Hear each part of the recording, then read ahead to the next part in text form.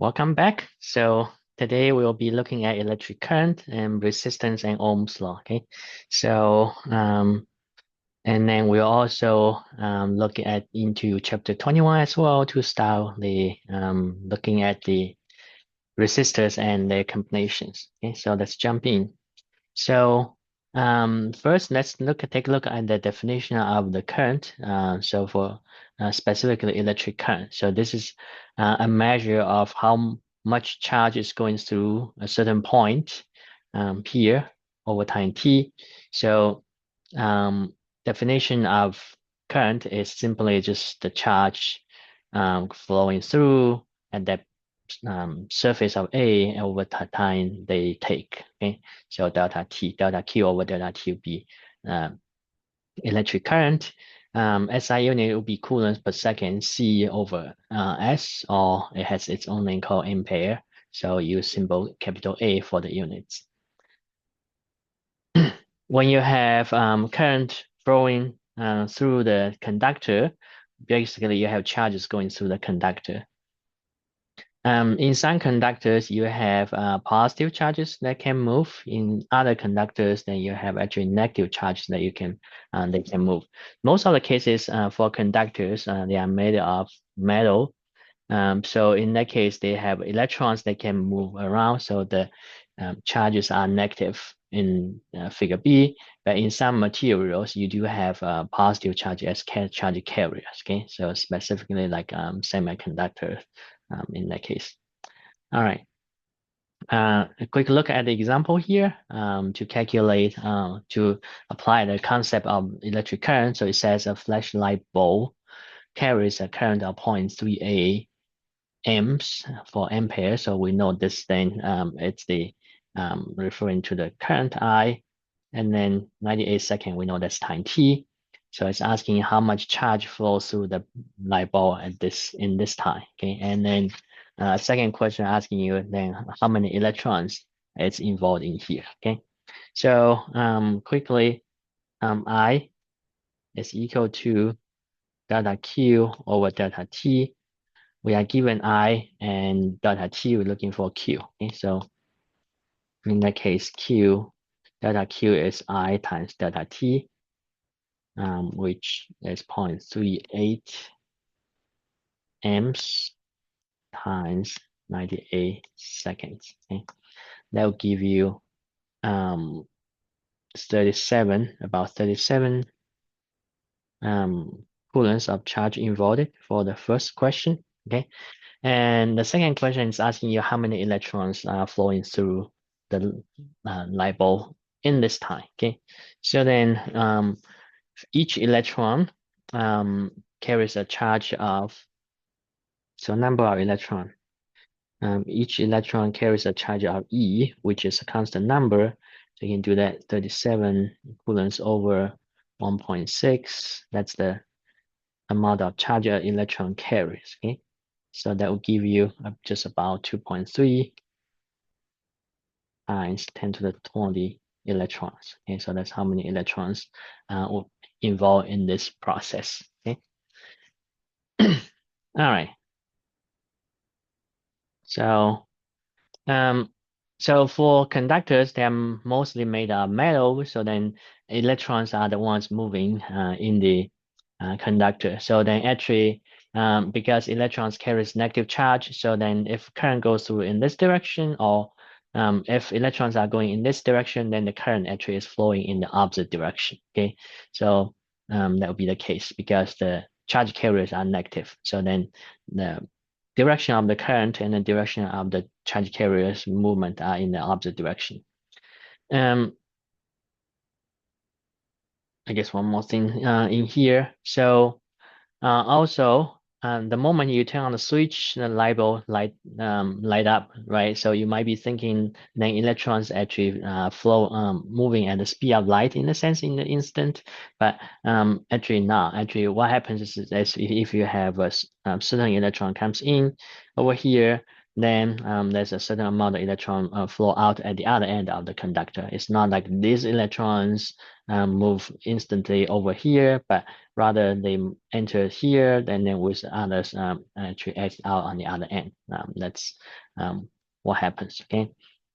When the charge carriers, or in some cases, in this case is for metals, electrons, they are moving inside the conductor, so they don't go through a straight line, so they don't just go straightly in that direction, but rather they kind of go in zigzag in this kind of shape. Okay, so because inside the conductor there's atoms, there's also other electrons. So in that case, so they will bump out into all these atoms, and then they will be bouncing back and forth in that sense. Okay, so they don't always go in a straight line, but overall in time, because there's electric field involved, so then the electrons are pushed over in that direction. Okay, so over time they should move certain amount of distance, and then you do that divide by d, that gives you the drift velocity of the electron. Okay, for that. When we have current in the circuits, so typically you'll have a power source in batteries, or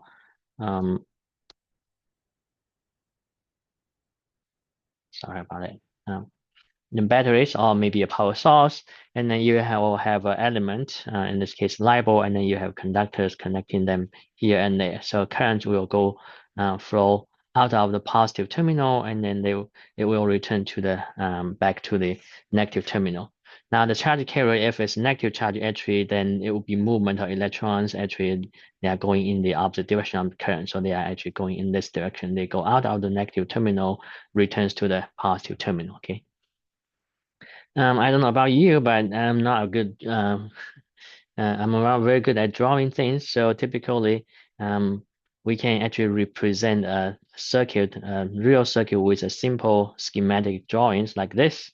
Okay.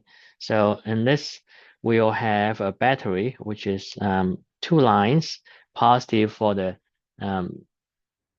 you use longer line for the positive, you use shorter line for negative. So this stands for a power source, or in most cases, it's the battery or a power supply.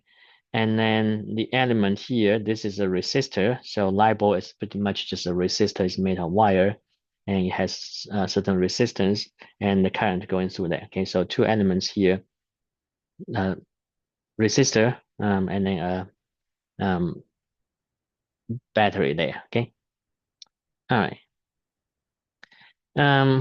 When the charge is going through the conductor, okay, so amount of charge going through the conductor at a certain time, we can see if certain time is delta t, so then from here to here, the length will be drift velocity times delta t. Okay, so then we'll be looking at that part of the conductor, and then see how many charge carriers are in there. And then we can do that divide by T. So if you can figure out delta Q over delta T, then that will be your current. Okay. So amount of charge involved should be proportional to the charge of each charge carrier Q. Okay. In the case of electron, then that Q will be E. This N will be the number density of electron of the charge carriers per unit volume. And then A is cross-sectional area of the conductor, and then this is the length of this cylinder. So this these three multiply gives you the volume. Okay, so number density times volume gives you number, and then times charge of a particular charge carrier, that will give you the total charge. So divide by delta T, delta Q. Excuse me. Delta Q over delta T. So this guy over delta T. So you'll see delta T actually cancel. So then you end up with just charge times charge density times area times the drift velocity. Okay, so current, it's proportional to the drift velocity, proportional to the cross-sectional area, proportional to the charge density, and then also the charge of each charge carrier. One term particularly you might be seeing is called current density, which means you do current divided by the area, cross-sectional area. So then that gives you that. So then the A here goes away. Okay, so then you end up with this. Okay. All right, expression. So current density will be Q times N times VD. All right. Moving on to second section here talks about Ohm's law. So Ohm's law basically relates the resistance or the voltage and current. So for a particular electrical element, its resistance is equal to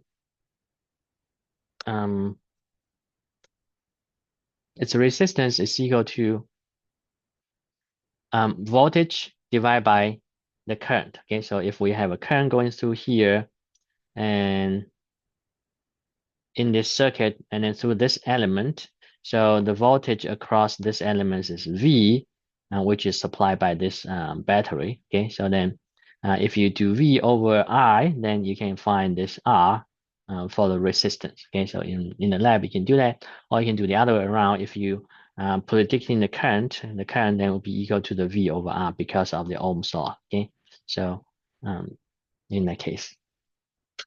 All right. So the resistance is in the SI units of ohms or volts over amps. Okay, because it's V over I, so it's that case. Okay. This picture gives you a better understanding of the relationship between the current and then the voltage. So the voltage is pushing the current over, and then resistance is restraining the current. Okay, so current is proportional to the voltage, but inverse proportional to the resistance. Ohm's law is not actually a universal law. Okay, it does not apply to any type of conductor. Okay, so it's only most of the time it's only suitable to be applied to the metallic conductors. But other conductors like semiconductor, they do not obey Ohm's law very well. Okay, but in this class, most of the time we will assume that the conductors are metallic, so then you can apply Ohm's law. Okay, unless it's specified that it's not the case. Okay. Resistance of a conductor, again, for metallic conductors, it turns out to be depending on the length of the conductor and then also the cross-sectional area of the conductor. Okay, so resistance is equal to, in mathematical expression, resistance is equal to a term called rho. This is the resistivity of a particular material. So this is again a certain character of the material. So different materials will have different resistivities. Metals have smaller resistivity than other materials. Okay, and the longer the material is, the larger the resistance will be. So it's proportional to M. Proportional to L, the length of it. You can imagine if you have longer, so for electron to go through that longer material, it will bounce into more atoms and electrons. So then you'll experience more resistivity. Okay. A would be the cross-sectional area. So if you have larger cross-sectional area, then the chances is that charge carrier can go pass by easier. This is just like if you have more lanes on the highway, it's less likely you can have a traffic jam than if you have just fewer lanes in that case. Okay. All right. Resistivity of material. So the SI unit for resistivity is ohms times meters. Okay, so ohms times meters, and then this guy is in meters. This guy is in meter square. So at the end, you'll have ohms for the R. Okay. All right. So as I mentioned, resistivity is property for different materials. So if you ever know a material, you can actually look up for their resistivity. So for again metals, they are good conductors, so they have very small resistivities. Insulators, they do not normally conduct current, so they have high resistivity. Okay, semiconductor is in between the two types of materials. All right, let's take a look on this example here. So it says a current of 0.86 amps. Okay, so that's current for amps through a copper wire of 0.74 millimeter in diameter. So this guy's diameter, so it's D here, and then millimeter. Okay, when it's connected to a potential difference of 15. So, okay, potential is 15.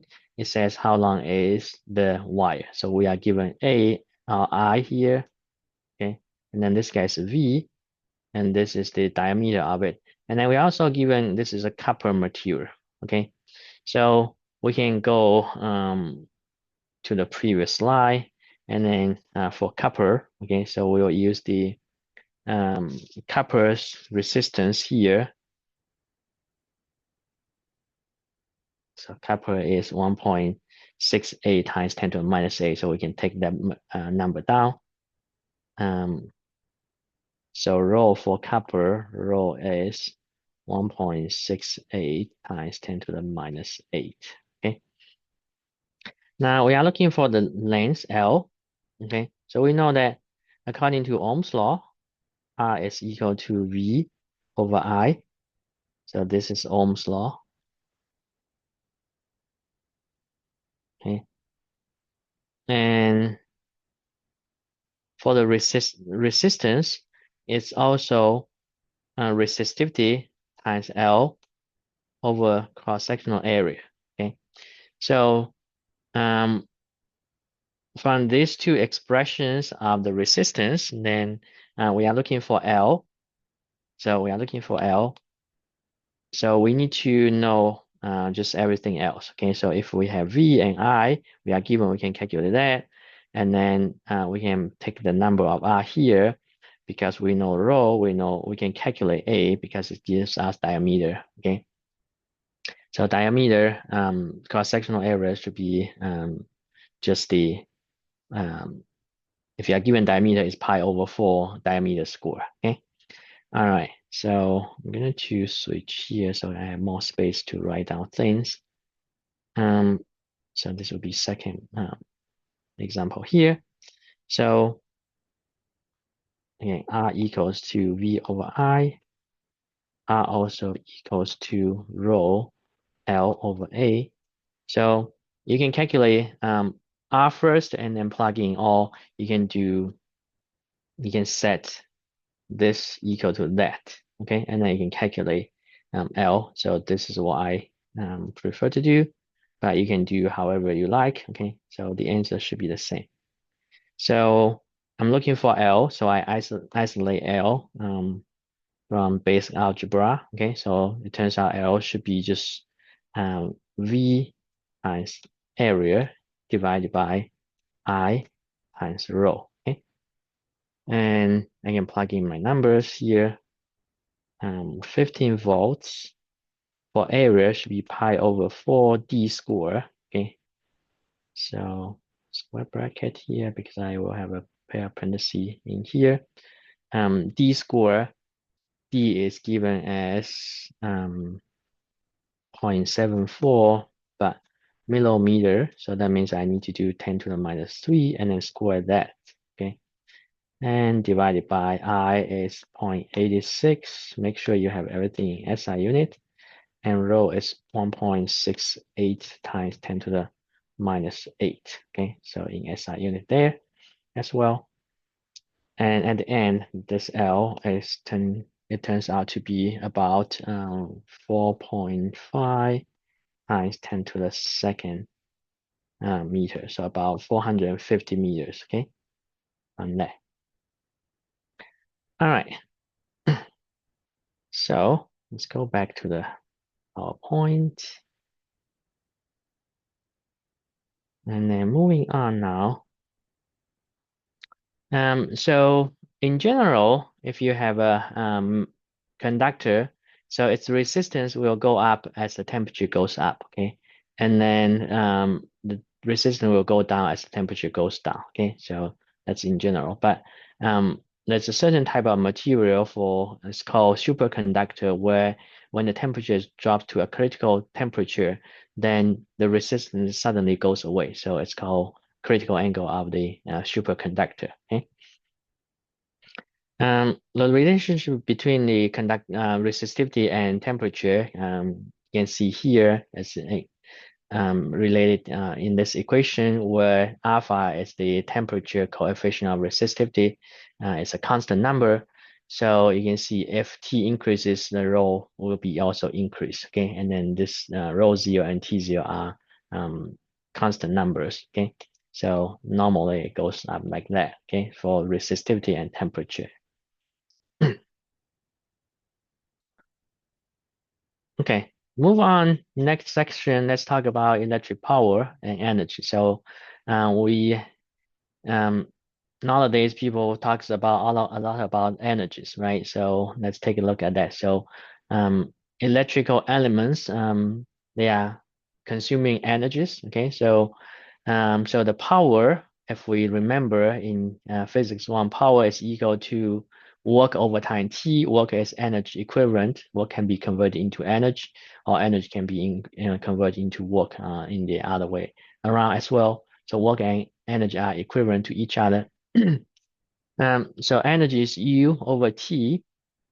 For electrical unit energy, we know that it's charge times the electric potential difference across. Okay, so electric potential energy is charge times V.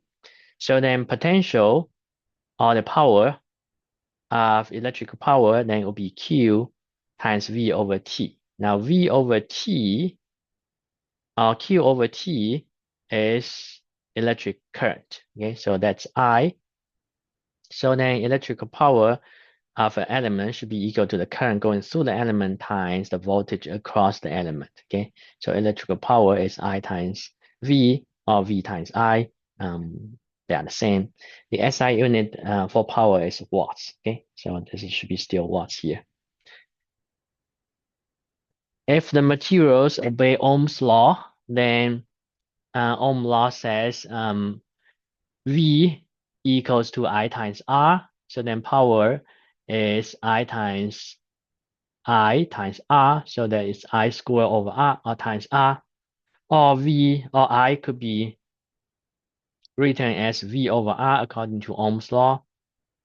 Ohm's law says so R equal to V over I. Okay, so just for you to remind you that. So then V is I times R in here, and then I will be V over R if you switch the two. Okay, so then in this case, you have V over R times V, which gives you V squared over R. Okay, so all three expressions will be fine. So either this one, or this one. Okay, depends on what information you have, you are given, or you can take from the problem. Okay, so then you'll pick the equation accordingly for to solve the problem. Okay, so this one, let's take a look at this one here. It says you have a 65 volts generator, supplies 4.8 kilowatts of power. Okay, so this is power. This is given P here. So this is P. Okay, P there. It says how much current does the generator produce? You're looking for I. Okay, and you are given V here. So this guy is V. So three expressions, right? P is V times I, or I square times R, or V square over R. Now the problem gives you PV looking for I, so we will then use this first expression there. So then I is going to be just equal to P over V. So 44.8 kilo means 10 to the third, watts divided by the 65 volts given. And then you'll have the current, okay? So that will give you 74 amps for the current here. All right. Okay.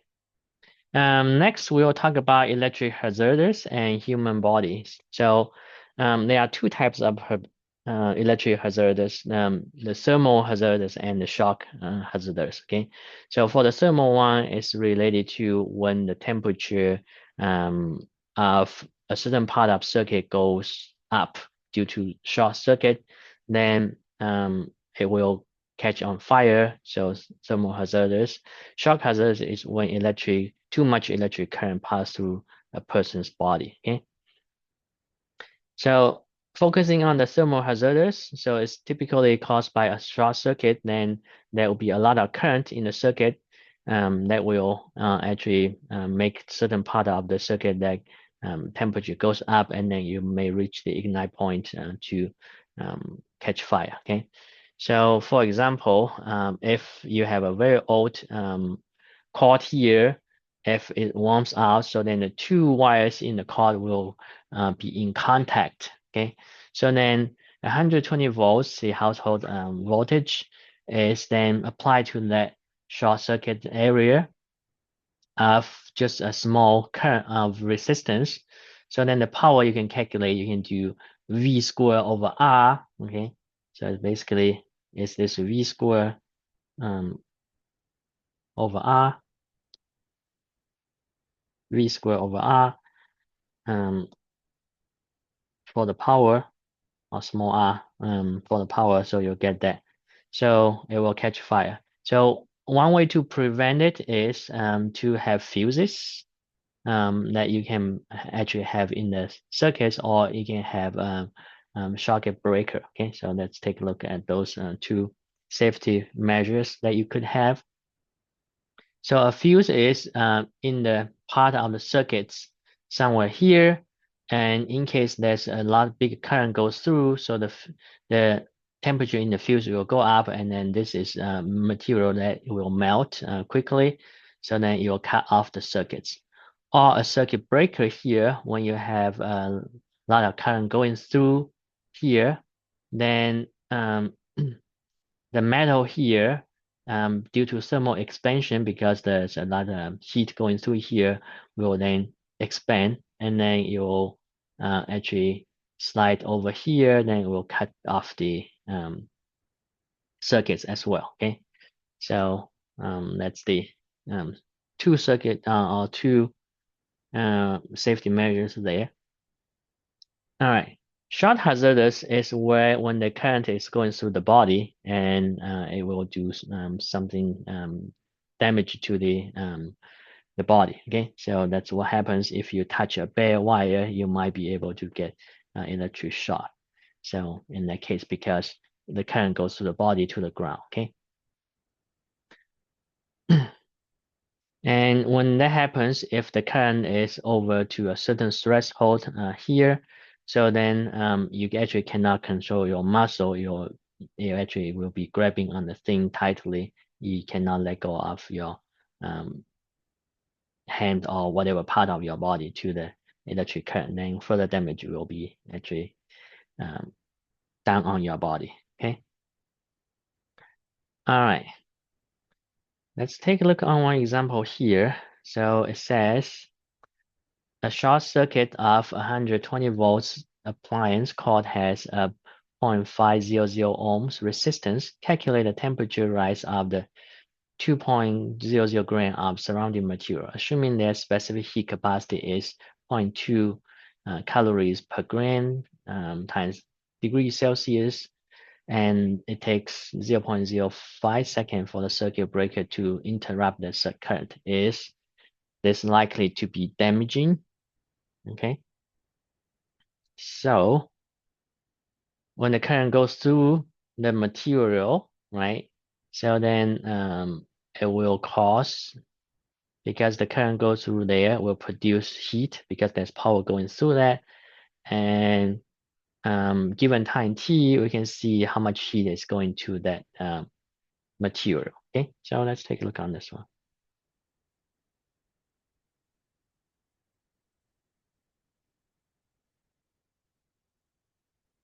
Yep, on that. Take a look on this guy here. So what happens is that there's a material, so the mass is given, mass of it is given, and the specific heat capacity is given. Okay, so then we can calculate like the Q, right? Q will be equal to mc delta T. We can find Q because Q is equal to energy, right? So that would be the power times T. We can calculate power at that part and then times T, that will give us that, okay? So then the power you can use, you are given V, you are given R, we can do V square over R and times T for that, okay? And this here, the energy will be given by this guy, power times T, and then delivered to the material. So these two should be equal to each other. So we can set actually MC delta T equals to V squared over R times T, okay? And then we can calculate delta T to see how much increase the temperature will be on the material and then assess if the material will catch fire or not, okay? If we know specifically what material is it, okay? So then this will be V squared times T over MCR. Now C we need to convert because it's not given in joules here over grams and then degrees Celsius, okay? But we can do 120, that's in SI unit square times 0.05 seconds over 2 grams, okay? You don't have to convert grams into kilogram because this guy is also in grams here, so this times that will cancel the gram, okay? So 2.00 times 0.2 calorie you need to convert into joules. Actually, 1 calorie is 4.186, so you can multiply by 4.186 on that, okay? And then times the resistance, 0.5 ohms. Okay, so all this together gives you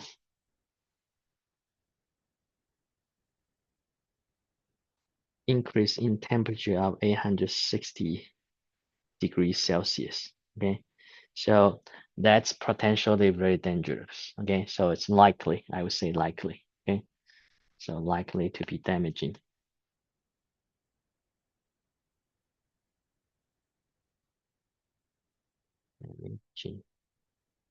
Okay, on that. All right, we'll go back to the slide.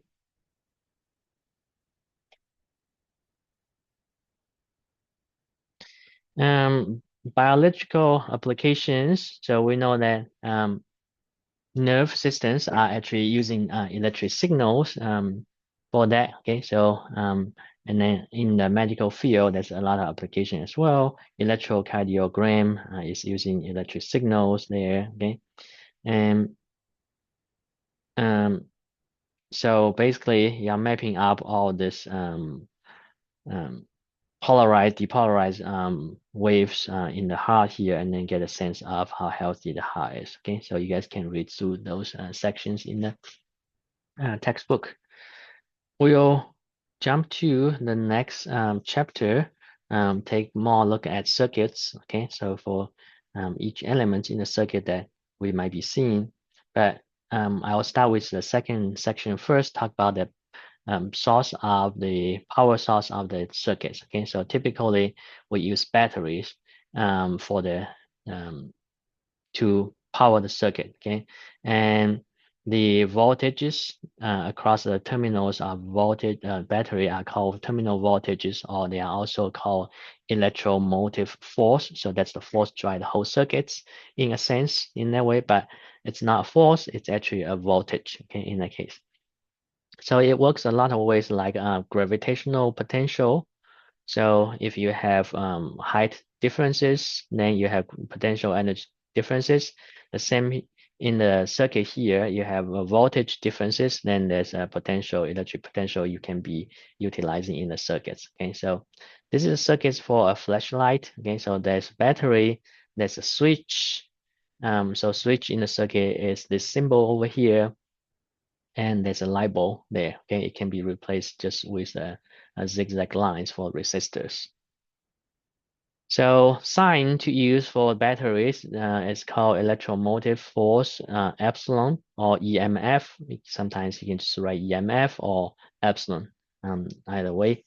But it's basically just voltage difference, okay? Or you can say V if you want. When the charge goes from one terminal to another terminal, then the work done by the electric force will be just equal to the Q times the electromotive force, or the voltage difference across the terminals.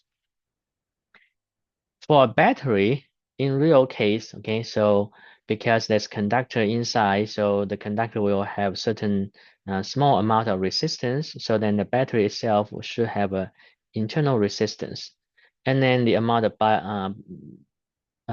voltage it can provide. So the amount of so for the resistance inside, once it's in the circuit, there will be current going through here, this internal resistance as well. So then there will be a potential drop of I times R here as well. So then the real voltage a battery can apply is normally less than the electromotive force as specified. Okay, so it will be equal to the electromotive force minus the potential across the internal resistance there. So if you know the resistance of the load, then and then also the internal resistance, you can calculate the current in the circuit. It should be equal to the electromotive force divided by the load plus the internal, okay? Because they are in one after another in series, which we'll talk about just quickly in a couple of minutes.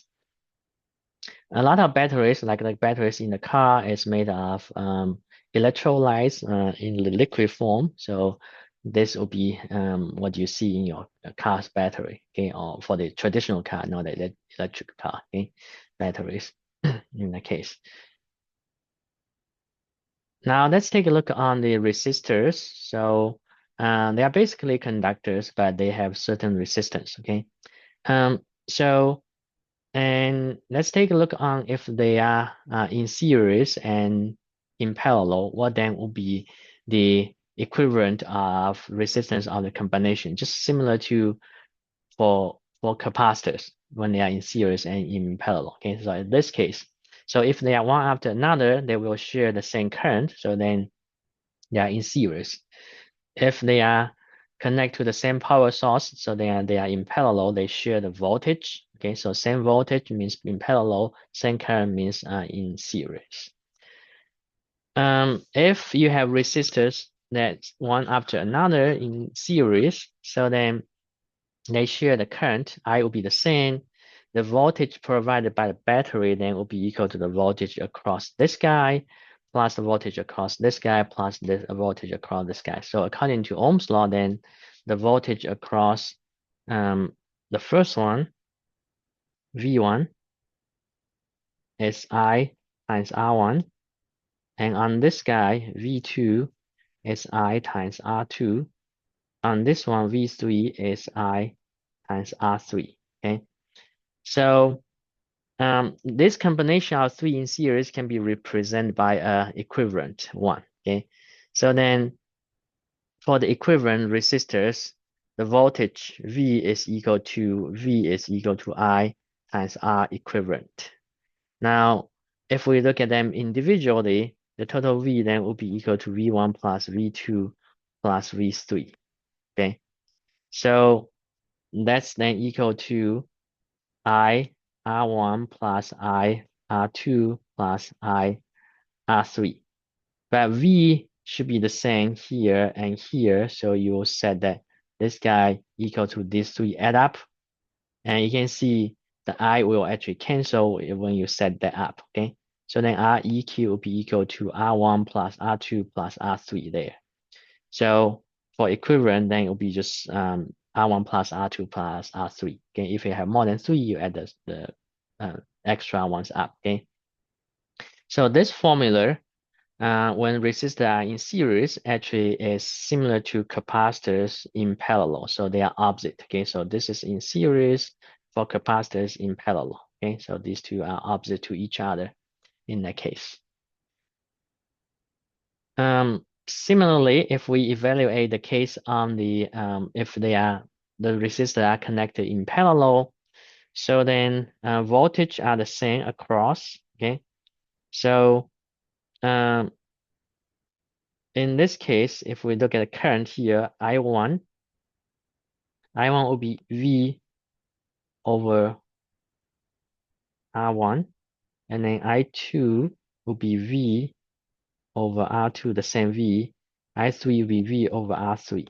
Okay, and for the current total current in this circuit are equivalent, representing the equivalent of the 3 in combination, I will be just equal to V over Req.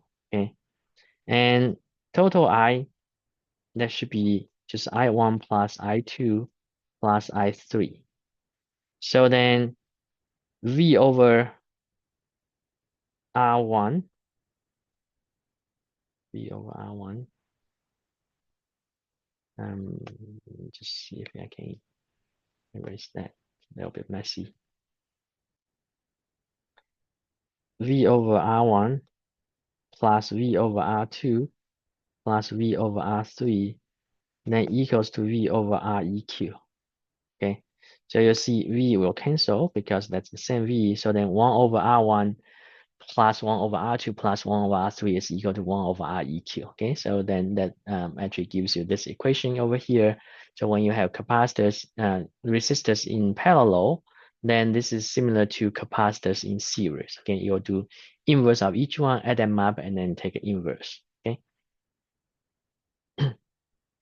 All right, we'll take a look at this equation, this last example here.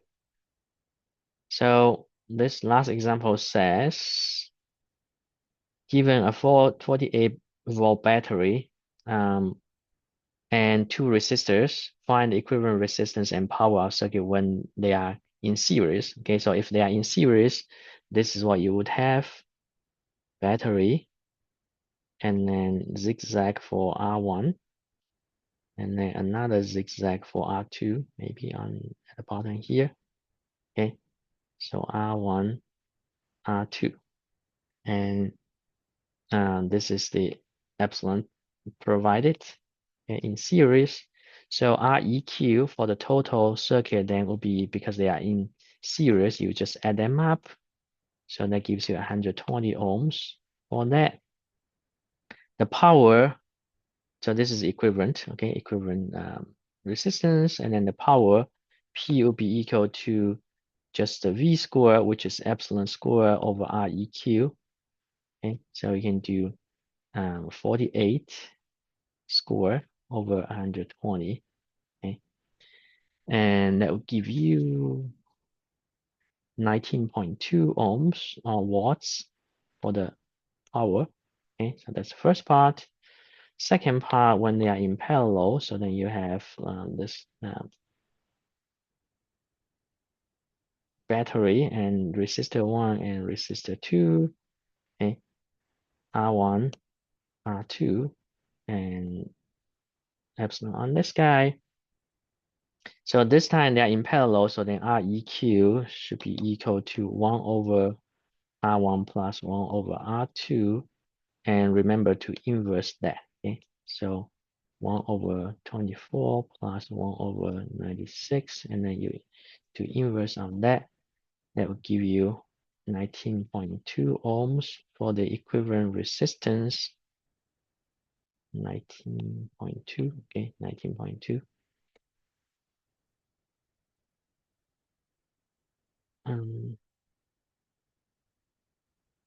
19.2 ohms.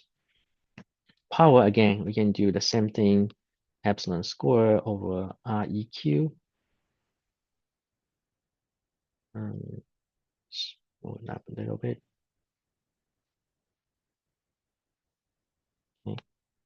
So that would be 48 square over 19.2. Okay. So then that gives you 120 watts for the power of this guy. Okay. All right. So